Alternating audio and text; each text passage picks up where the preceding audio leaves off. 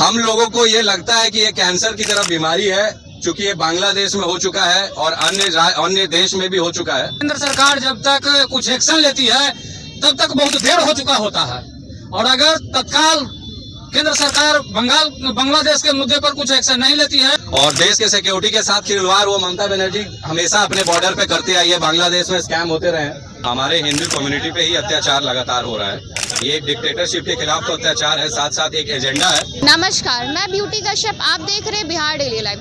अभी हम लोग पटना के कारगिल चौक पे मौजूद है, जहां पे श्री राम सेना संगठन के लोग आज सड़कों पर उतर आए हैं। क्या है इनकी मांगे, आइए देखते हैं हम लोग। विपक्ष में है या किन मुद्दों पर? देखिए, ये जो एजेंडा चलाया जा रहा है अभी, वो एक डिक्टेटरशिप के खिलाफ चलाया जा रहा है किसी इंडिविजुअल के द्वारा, जो कि एक यूट्यूबर है, और कुछ लोगों के द्वारा जो एजेंडा चला करके एक देश और एक राज्य में ये एक डिक्टेटरशिप के खिलाफ एक एजेंडा, नकली एजेंडा चलाया गया। और उसके बाद आप देख सकते हैं देश की हालत कैसी हुई।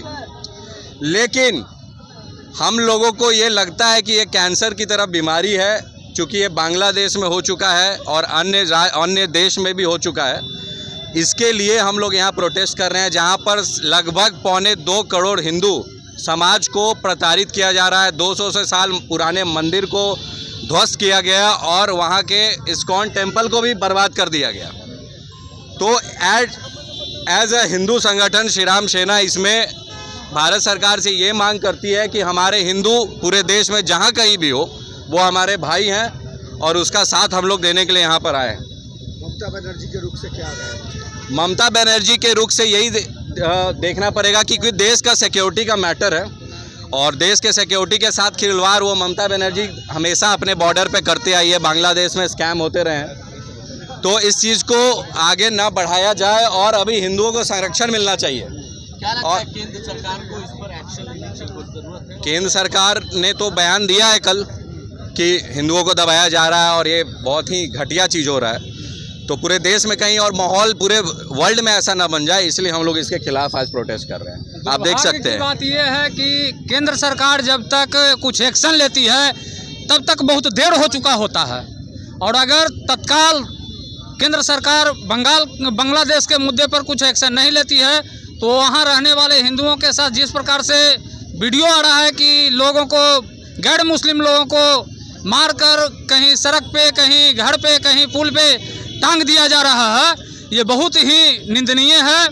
और अगर थाईलैंड और म्यांमार में कभी कुछ इस्लामिक लोगों के साथ होता है तो भारत के इस्लामिक लोग 56 कंट्री जो विश्व में इस्लामिक लोग हैं वो चिल्लाने लगते हैं। लेकिन आज सब लोग कहाँ हैं?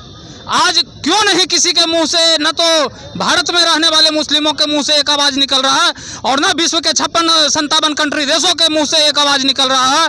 और जब यहाँ किसी चोर पॉकेटमार लुटेरा दंगाई के साथ कुछ होता है भारत में, तो लोग कहते हैं कि सभी मुस्लिम ऐसा नहीं हैं। हम कैसे माने कि सभी मुस्लिम ऐसा नहीं हैं? अगर सभी मुस्लिम ऐसा नहीं होते,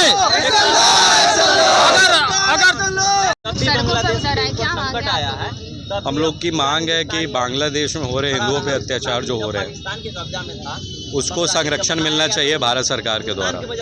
और चूँकि हमारे हिंदू कम्युनिटी पे ही अत्याचार लगातार हो रहा है, ये एक डिक्टेटरशिप के खिलाफ तो अत्याचार है, साथ साथ एक एजेंडा है कि जो हिंदुओं पे अत्याचार वो खुल करके कर सके।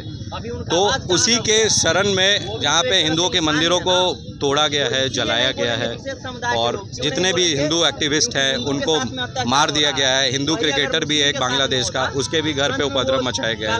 तो हम लोग चाहते हैं कि ये जो विवाद हो रहा है इसको पूरी तरह से भारत सरकार संरक्षण दे, और संरक्षण दे करके अपने हिंदू समाज के जितने भी लोग हैं उनको अपने पास ज़रूर रखें, उनका डेटा रखें। बांग्लादेश में हो रहे हिंदुओं के साथ अत्याचार को लेकर ये लोग आज सड़कों पर उतर आए हैं, और इनकी ये मांगे हैं कि भारत सरकार इसके ऊपर एक्शन ले। आपको हमारी ये रिपोर्ट कैसे लगी हमें कमेंट करके बताएं। धन्यवाद।